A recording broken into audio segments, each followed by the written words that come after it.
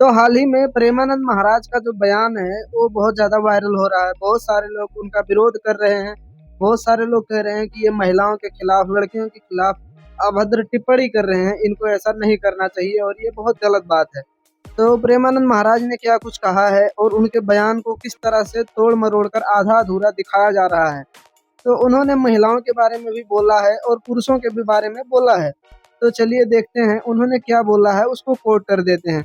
तो उनका जो बयान है वो मैं कोट कर देता हूँ। तो उन्होंने कहा, एक लड़के से ब्रेकअप, फिर दूसरे से ब्रेकअप, ब्रेकअप के तीसरे से व्यवहार और व्यवहार विचार में परिवर्तित हो रहा है। कैसे शुद्ध होगा?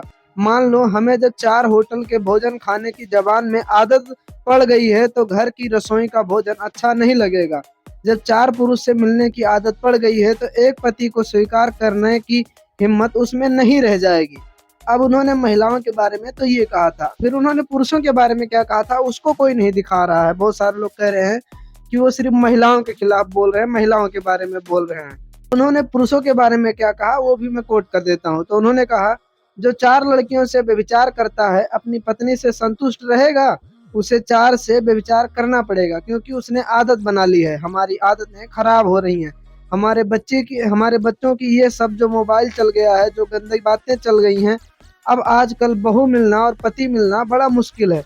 तो उन्होंने ऐसा नहीं है कि सिर्फ महिलाओं के बारे में, लड़कियों के बारे में बोला है, उन्होंने लड़की और लड़के दोनों के बारे में बोला है कि ये जो 4-4 लोगों के साथ, चाहे लड़की हो या लड़के, मतलब उनका रिलेशनशिप या फिर लिविंग में रहते हैं, तो वो ऐसा नहीं है कि वो सिर्फ लड़कियों के बारे में बोल रहे हैं, वो पुरुषों के भी बारे में बोल रहे हैं।